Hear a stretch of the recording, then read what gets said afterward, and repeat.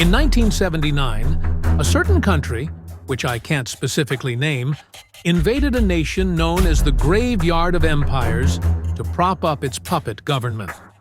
They held the major cities and hunkered down, but the mountains belonged to the guerrilla forces. After a decade of bleeding supply lines, constant raids, and mounting casualties, they withdrew, with the last troops leaving in 1989. They achieved almost none of their long-term objectives, spent billions of dollars, and suffered massive losses. The government they had propped up soon collapsed into civil war. So now we found ourselves in Arena Breakout. And in Arena Breakout there, two nation that has the technology, means, and manpower to outright conquer and pacify Kamona. So what exactly they doing, and what's stopping them from just outright annexing it? This is the questions I had going into researching this video. Colum and Tavila, not only what they're doing makes sense, but it actually helps from a gameplay perspective. Colum and Tavila, from what we understand lore-wise, is one of the primary global powers. Why would they invade Kamona? I mean, as far as we can tell from our game, Kamona isn't necessarily that special. It's special to us because we're playing on it. But when we look at it from Colum and Tavila perspective, there really isn't a lot to draws them to it. It has some gold deposits in Onotus mine, some wheat in farmland, weaponry in the armory, and yes, it is impressive to us as a player. But to some major global power, it's not that enticing. The population is low, and the threat seems endless. I mean, you have to take out the local mob bosses, Dos and Esteban. Sure, but then you need to take out the local warlord Renoir and Ajax, which would require a full-scale invasion to do, if you could even do it. Not to mention the terrain, and even then, the locals are well armed and trained.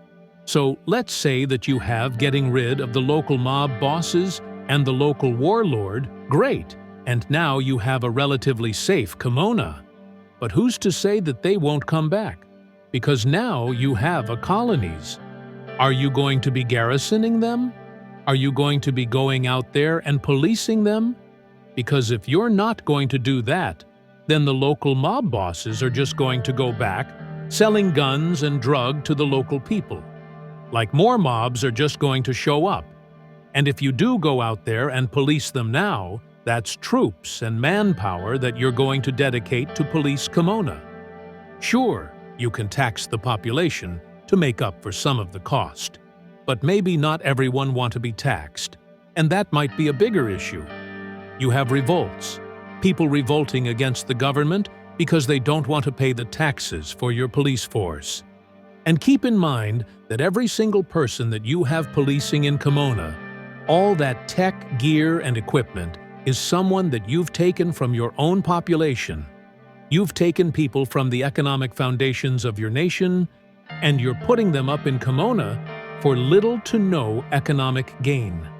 And let's say, even if you wanted to do all that, how are they gonna got there? There's this saying that you need to have, for every guy in the front, you need to have about 8 guys in the rear to keep him fueled, fed, and supplied. This creates a massive logistical burden. So, what is Colum and Tavila doing then? Well, they're supplying us to fight in their proxy war. They can't control Kamona outright.